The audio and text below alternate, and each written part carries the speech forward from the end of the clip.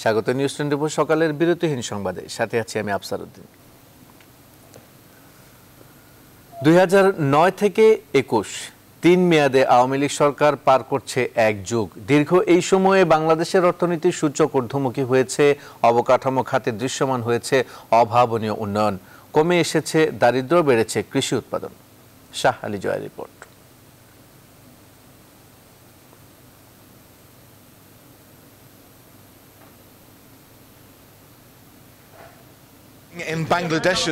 পরিবর্তনের অঙ্গীকার নিয়ে 2009 সালে ক্ষমতায় আসা আওয়ামী লীগ সরকার পার করছে টানা তৃতীয় মেয়াদ। বিশ্লেষকরা বলছেন, দীর্ঘ সময় ক্ষমতায় থাকার কারণে উন্নয়নের ধারাবাহিকতা বজায় রাখতে পেরেছে সরকার। এক যুগে অর্থনীতিতে সবচেয়ে বড় সাফল্য মধ্যম আয়ের তালিকায় নিজেদের স্থান করে নেয়া। এই সাফল্যের উপর ভর করে সরকারের লক্ষ্য 2041 সালে উন্নত দেশের কাতারে নিজেদের নাম লেখানো। যে পরিমাণ প্রবৃদ্ধি ঘটেছে এই পুরো 50 বছরে, তার 73% ঘটেছে এই গত 12 বছরে। 3 গুণেরও বেশি বেড়েছে আমাদের রেমিটেন্স, রিজার্ভ বেড়েছে প্রায় 6 গুণেরও বেশি। মূল্যস্ফীতি স্থিতিশীল ছিল, 5-6 মধ্যেই রয়ে গেছে। মাথাপিছু আয় বেড়েছে অনেক গুণ।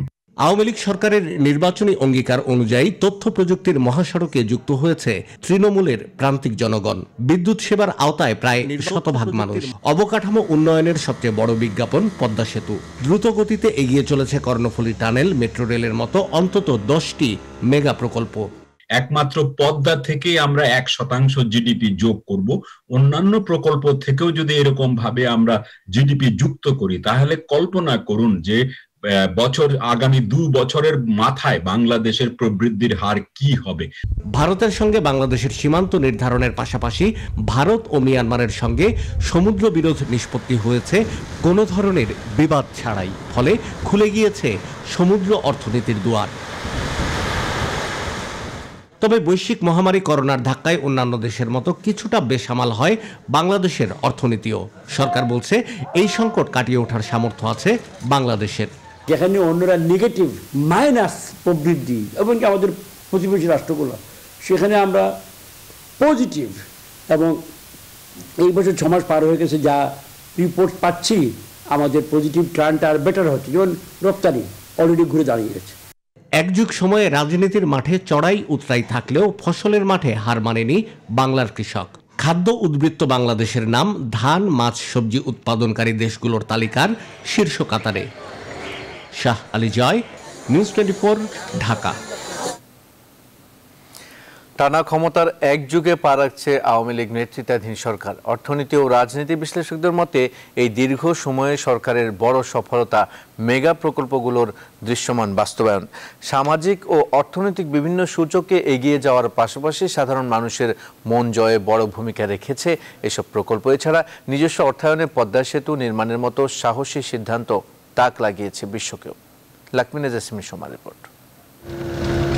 নানা প্রতিকূলতা পেরিয়ে দিগন্তের উপর মাথা উঁচু করে দাঁড়িয়েছে স্বপ্নের পদ্মা সেতু। 42টি খুঁটির উপর 6.15 কিলোমিটারের এই সেতু কেবলই একটি সেতু না, বাংলাদেশের মাথা নত না করার প্রতীক। চলতি বছর খুলে দেওয়া হয়েছে ঢাকা মাওয়া ভাঙা দেশের প্রথম এক্সপ্রেসওয়ে, যে কারণে এখন রাজধানী থেকে তুলনামূলক কাছে মাওয়া, আর নদী পার হলেই দক্ষিণাঞ্চলের জনপদ। করোনার ছবলে কিছুটা থমকে গেলেও থেমে নেই রাজধানীর 3 মেগা প্রকল্প, মেট্রো রেল, এলিভেটেড এক্সপ্রেসওয়ে এবং বাস র্যাপিড ট্রানজেকশন বিআরটি। যানজটে নাকাল ব্যস্ত রাজধানীতে স্বস্তি ফেরাবে সরকারের এই প্রকল্পগুলো। পাল্টে যাবে ঢাকার পুরো দৃশ্যপট। আমাদের যে টার্গেট অনুযায়ী আমরা 2023 জুনে শেষ হওয়ার কথা, আমরা সেই লক্ষ্যে আগাচ্ছি। রাজধানীতে আরেক মহাকর্মযজ্ঞের নাম হযরত শাহজালাল আন্তর্জাতিক বিমানবন্দরের 3rd টার্মিনাল। করোনাকালেও থেমে থাকেনি 21,000 কোটি টাকার এই মেগা প্রকল্প, যা শেষ হলে বছরে 2 কোটি যাত্রী চলাচল করতে পারবেন বিশ্বের নানা প্রান্তে। করোনার মধ্যেও আনুষ্ঠানিকভাবে নির্মাণ কাজ শুরু হয় মাতারবাড়ি গভীর সমুদ্র বন্দর প্রকল্পের। 2026 সাল নাগাদ জাহাজ ফিরতে পারবে মাতারবাড়ি সমুদ্র বন্দরে। মহামারীতে ধীরে হলেও বাস্তবায়নের পথে হাঁটছে চট্টগ্রামের কর্ণফুলী টানেল। এরই মধ্যে শেষ হয়েছে একটি টিউবের খনন কাজ। পুরো প্রকল্পের অগ্রগতি প্রায় 60%। 2022 সালে প্রকল্প শেষের টার্গেট নিয়ে এগোচ্ছে কাজ।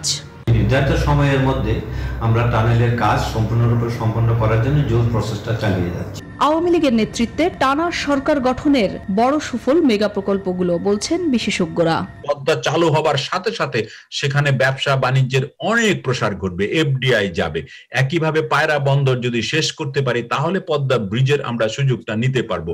আজকে পদ্মা ব্রিজ ছোট মাঝারি ক্ষেত্রের শিল্পে বিপ্লব ঘটাবে। নেতৃত্ব না থাকলে কোনো দেশে কোনোদিন কোনো উন্নয়ন হয় না। ওই সময় ছিল বঙ্গবন্ধু, এখন অর্থনৈতিক মুক্তির যে যুদ্ধ আমাদের শুরু হয়েছে সেই যুদ্ধে নেতৃত্ব দিচ্ছেন আজকের প্রধানমন্ত্রী জননেত্রী শেখ হাসিনা। বিশ্লেষকরা মনে করেন রাজনৈতিক ও অর্থনৈতিক স্থিতিশীলতা অর্জনের পেছনে অন্যতম ভূমিকা রেখেছে সরকারের উন্নয়ন কর্মযজ্ঞ। দেশের মানুষের মাথাপিছু আয় এবং জীবনমান উন্নয়নের পাশাপাশি বিশ্বের বুকে উন্নয়নের নানা সূচকে এগিয়ে যাচ্ছে বাংলাদেশ। বিশ্লেষকরা বলছেন করোনার ধাক্কা সামলে মেগা প্রকল্পগুলোকে এগিয়ে নিয়ে যাওয়াই এই সরকারের সামনে এখন সবচেয়ে বড় challenge. লাকমিনা jasmine Soma, news 24, Dhaka. 2019 সালে মৌলবাদের অর্থনীতির নিট মুনাফা 4,262 কোটি টাকা। বিগত 40 বছরে মৌলবাদের অর্থনীতির মোট মুনাফা 3 লাখ কোটি টাকার বেশি। সম্প্রতি অর্থনীতিবিদ অধ্যাপক আবুল বারাকাত তার একটি গবেষণামূলক বইতে এসব তথ্য দিয়েছেন। নিরাপত্তা বিশ্লেষক ও রাষ্ট্রবিজ্ঞানীরা বলছেন মৌলবাদের এই মুনাফা উগ্রবাদ ছড়ানোর বড় হাতিয়ার। এই প্রেক্ষাপটে সিআইডি প্রধানের দাবি সন্দেহভাজন ব্যক্তি, প্রতিষ্ঠান ও ব্যাংকগুলোর উপর সার্বিক নজরদারি আছে। বিস্তারিত আশিকুর রহমান শ্রাবণের প্রতিবেদনে।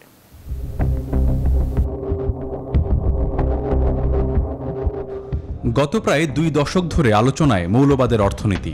বিষয়টি প্রথম সবার নজরে আনেন ঢাকা বিশ্ববিদ্যালয়ের অর্থনীতির অধ্যাপক আবুল বারকাত। সম্প্রতি তার নতুন বই বড় পর্দায় সমাজ, অর্থনীতি, রাষ্ট্রতে তিনি তথ্য প্রমাণ দিয়ে লিখেছেন 2019 সালে মৌলবাদের অর্থনীতির নিট মুনাফা 4,262 কোটি টাকা। বিগত 40 বছরে মৌলবাদের অর্থনীতির মোট মুনাফা 3 লাখ কোটি টাকার বেশি। অধ্যাপক ডক্টর হারুনা রশিদ ব্যাখ্যা করেছেন কিভাবে মৌলবাদীরা অর্থনৈতিক সাম্রাজ্য তৈরি করেছেন। হসপিটালের নামে বলেন, ইন্স্যুরেন্সের নাম বলেন, ব্যাংকের নামে বলেন, অন্যান্য আর্থিক প্রতিষ্ঠানের নামে তারা বিনিয়োগ করছে। আর যেহেতু এটা একটা ক্যাডার বেস অর্গানাইজেশন, কাজে তাদের বিভিন্ন স্তরে যারা নেতাকর্মী আছে তাদেরকে মাসোয়ারা দেওয়া হয়। যে মৌলবাদের অর্থনীতি, ওই অর্থনীতি জঙ্গিবাদের অর্থনীতিও বটে একই সঙ্গে। অধ্যাপক আবুল বারকাত তার বিশ্লেষণে দেখিয়েছেন কিভাবে ত্রিভুজ কৌশলে মৌলবাদের রাজনীতি ও উগ্রবাদ একে অপরের পরিপূরক হিসেবে কাজ করছে। সেই সূত্রে নিরাপত্তা বিশ্লেষকদের অভিমত, শক্তিশালী মৌলবাদী অর্থনীতি সবসময় জঙ্গিবাদে ব্যবহার হওয়ার শঙ্কা থাকে।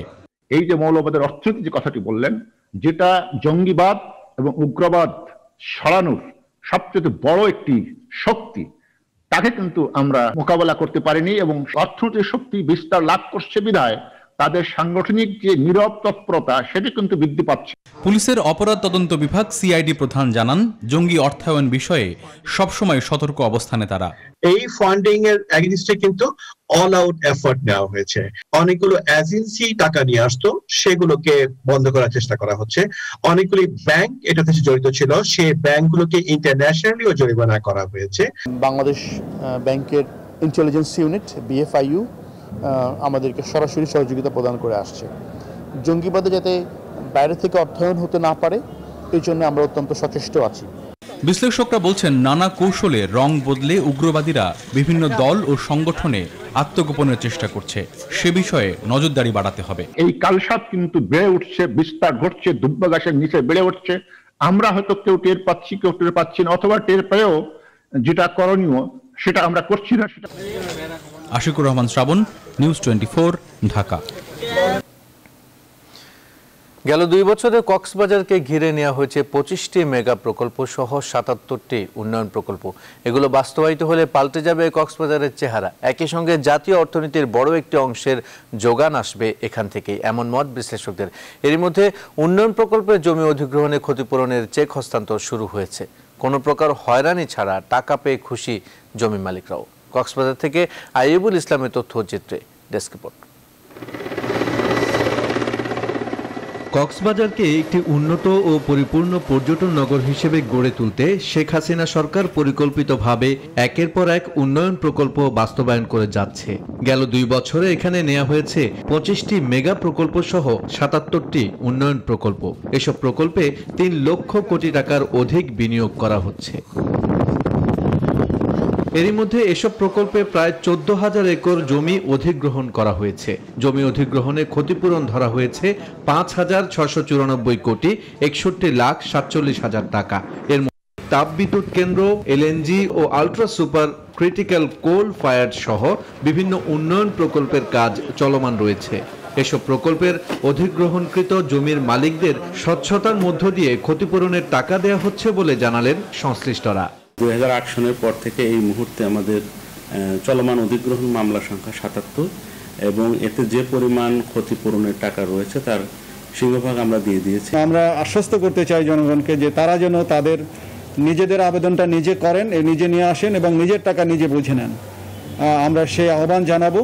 উন্নয়ন প্রকল্পগুলো বাস্তবায়িত হলে দেশের অর্থনৈতিক অঞ্চল হিসেবে গড়ে উঠবে কক্সবাজার, আর উন্নত ও পরিপূর্ণ পর্যটন নগরী হিসেবে বিশ্বে পরিচিতি পাবে এই স্থান, এমন অভিমত বিশ্লেষকদের।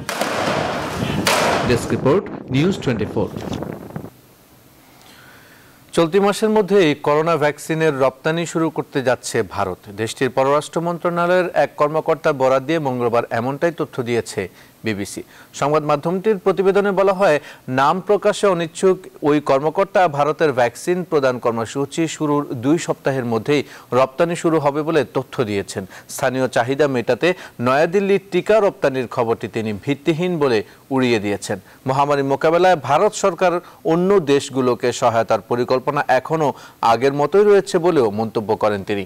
এই কর্মকর্তা আরও বলেন, টিকাদান শুরুর 14 দিনের মধ্যেই দক্ষিণ এশীয় কয়েকটি প্রতিবেশী দেশের কাছে ভ্যাকসিন রপ্তানির অনুমতি দেবেন তারা, যার কিছু উপহার হিসেবে দেয়া হবে, আর বাকিগুলো ভারত সরকার যে দামে কিনেছেন প্রায় সেই দামেই সরবরাহ করা হবে। সিরাম ইনস্টিটিউটের প্রধান নির্বাহী আদর পুনাওয়ালও ভারতের ভ্যাকসিন নিয়ে বিভ্রান্ত দূর করেছেন। বিদেশে সরকারের করোনা নিয়ন্ত্রণ কর্মসূচির আওতায় তাদের রপ্তানির অনুমতি রয়েছে বলেই মন্তব্য করেছেন তিনি। নতুন বছরের শুরুতেই বাজিমাত করেছে দেশের পুঁজিবাজার। দীর্ঘদিন পর ঢাকার বাজারে লেনদেনও ছাড়িয়েছে 2,000 কোটির ঘর। নিয়ন্ত্রক সংস্থা বিএসইসির আইপিও নীতিমালা পরিবর্তনের জন্য আরও 4-5 হাজার কোটি টাকার বিনিয়োগ বাড়তে পারে বলে প্রত্যাশা করছেন সংশ্লিষ্টরা। বিশেষজ্ঞরা বলছেন, এমন পরিস্থিতিতে গুজবে কান না দিয়ে জেনে বুঝে বিনিয়োগ করতে হবে সাধারণ বিনিয়োগকারীদের। সুলতান আহমেদের রিপোর্ট। বিদায় নিয়েছে করোনা মহামারীর বছর 2020 সাল। নতুন বছরের শুরু থেকেই মিলছে অর্থনীতি বেগবান হওয়ার পূর্বাভাসও। পুঁজিবাজারে যেন তারই ছোঁয়া লেগেছে। 2021-এর শুরুর 3 কার্যদিবসে ঢাকা স্টক এক্সচেঞ্জ ডিএসসির প্রধান সূচক বেড়েছে 207 পয়েন্ট। সেই সাথে খরা কেটেছে লেনদেনেরও। বাজারে নতুন কোম্পানি তালিকাভুক্তি নিয়ে দীর্ঘদিনের নীতিমালা পরিবর্তন করেছে Bangladesh securities and exchange commission BSEC. নতুন নিয়ম অনুযায়ী প্রাথমিক গণপ্রস্তাব বা আইপিওতে আবেদন করতে হলে তাদের বিনিয়োগ থাকতে হবে সেকেন্ডারি বাজারে। তার পরিমাণ কমপক্ষে 20,000 টাকা। দেখা যেত এক শ্রেণীর লোকজন যারা অনেক অ্যাকাউন্ট খুলে এই বেনিফিটটা প্রাইমারি মার্কেটে ইনভেস্টমেন্ট করে টাকাটা ড্রেইন আউট করে নিয়ে যেত।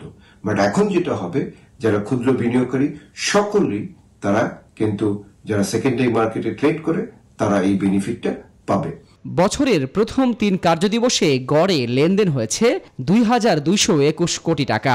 6 মাস আগে যা ছিল মাত্র 100 থেকে 150 কোটির ঘরে। ডিএসসির বাজার মূলধন বেড়ে দাঁড়িয়েছে 4,68,000 কোটি টাকা। 6 মাসের মাধ্যমে আমাদের মার্কেটে আরো বড় অঙ্কের বিনিয়োগ আসবে এবং যারা সত্যিকার অর্থে বিনিয়োগকারী তারাই এই সুবিধাটি পাবেন বলে আমরা মনে করি এবং সেটাই এখন আমরা দেখতে পাচ্ছি হতে যাচ্ছে। এছাড়া সারা দেশে বিনিয়োগ শিক্ষা বাড়াতে নানা উদ্যোগ নেওয়ার কথাও জানান কমিশন চেয়ারম্যান। সুলতান আহমেদ, নিউজ 24, ঢাকা। এবার ফার্স্ট সিকিউরিটি ইসলামী ব্যাংক অর্থ বাণিজ্য সংবাদ।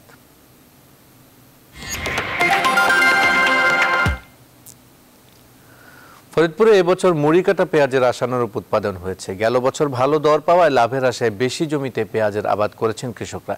তবে কৃষকদের অভিযোগ, ভরা মৌসুমে সরকার ভারত থেকে পেঁয়াজ আমদানি করায় লোকসান গুনতে হবে তাদের। খায়রুজ্জামান সোহাগের তথ্যচিত্রে ডেস্ক রিপোর্ট।